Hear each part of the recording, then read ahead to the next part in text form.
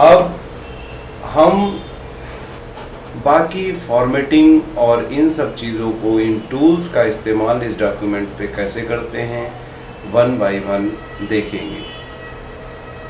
सबसे पहले यदि हम कोई टेक्स्ट लिखते हैं, India is my country, India is my country, जैसा कि हम देख रहे हैं कि ये सेंटेंस काफ़ी छोटा लिखा हुआ है। यदि हमें इसे बड़ा करना हो तो सबसे पहले हम इसको सेलेक्ट करेंगे। सेलेक्ट करने के बाद फॉर्मेटिंग टूल बार के फॉन्ट साइज ऑप्शन पे जाएंगे और जितना बड़ा साइज करना हो उसके हिसाब से हम इसमें से पॉइंट सेलेक्ट कर लेंगे। इस तरह से हम टेक्स्ट को बढ़ा सकते हैं। घटाने के लिए हम कम पॉइंट्स का इस्तेमाल करेंगे और हमारा टेक्स्ट छोटा हो जाएगा। टेक्स्ट को ही डिफरेंट स्टाइल्स में लिखने के लिए हम फॉन्ट स्टाइल्स का इस्तेमाल करते हैं। फॉन्ट स्टाइल के लिए वही तरीका, सबसे पहले हम टेक्स्ट को सेलेक्ट करते हैं। सेलेक्ट करने के बाद फॉन्ट स्टाइल की लिस्ट में से किसी एक फॉन्ट स्टाइल को सेलेक्ट करेंगे। सेलेक्ट करने के बाद वो स्टाइल हमारी उस सेंटेंस या टेक्स्ट पे अप्लाई हो जाती है। अब इसी टेक्स्ट पे और कई सारे फॉर्मेटिंग टूल्स का इस्तेमाल, जैसे इस टेक्स्ट को यदि हमें कलर करना हो तो कलर के लिए हमारे पास कलर का ऑप्शन होता है। इसको हम कलर पैलेट बोलते हैं। इस कलर पैलेट में से हम अपना मनचाहा कलर चूज़ कर लेते हैं और वो हमारे टेक्स्ट पर नज़र आ जाता है। इसके साथ ही कुछ हमारे पास टूल्स अलाइनमेंट के लिए होते हैं। लेफ्ट अलाइनमेंट, सेंटर अलाइनमेंट और राइट अलाइनमेंट। यदि हमें किसी टेक्स्ट को एक ही बार में सेंटर, लेफ्ट या राइट में रखना हो तो हम इन टूल्स का इस्तेमाल करते हैं। जैसे सबसे पहले हम टेक्स्ट को सिलेक्ट करेंगे। यदि हमें इसे राइट अलाइनमेंट देना हो, राइट पेज के राइट साइड में रखना हो, तो हम राइट अलाइनमेंट वाले टूल को क्लिक करेंगे और इस तरीके से हमारा टेक्स्ट राइट साइड में आ जाएगा। यदि हमें इसे लेफ्ट में करना हो तो लेफ्ट पे क्लिक करेंगे और ये हमारा लेफ्ट साइड में आ जाएगा। सेंटर में करने के लिए सेंटर को क्लिक करेंगे और सेंटर में आ जाएगा। इसी तरीके से हमारे कुछ और टूल्स, बी बोल्ड करने के लिए, आई इटैलिक और यू अंडरलाइन के लिए इस्तेमाल होते हैं।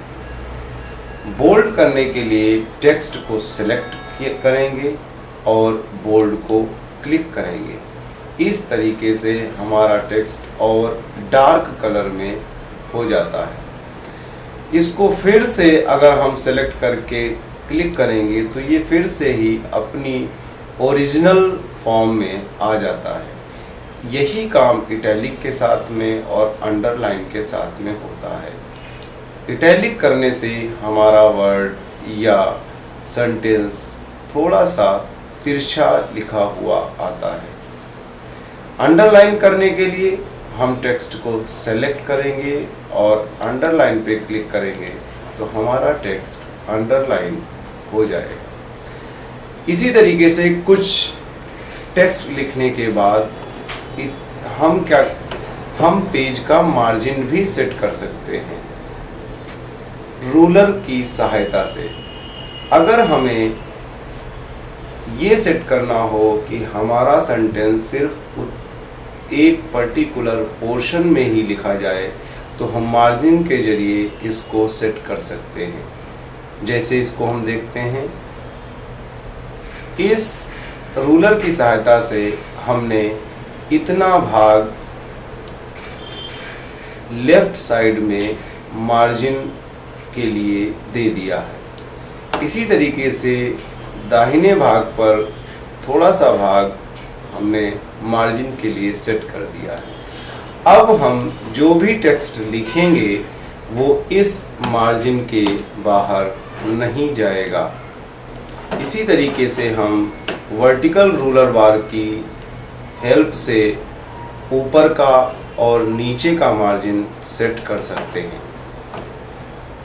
एक बार डॉक्यूमेंट प्रिपेयर करने के बाद हम इस डॉक्यूमेंट को सेव कर सकते हैं। सेव करने के लिए हम फाइल ऑप्शन पे फिर से क्लिक करेंगे।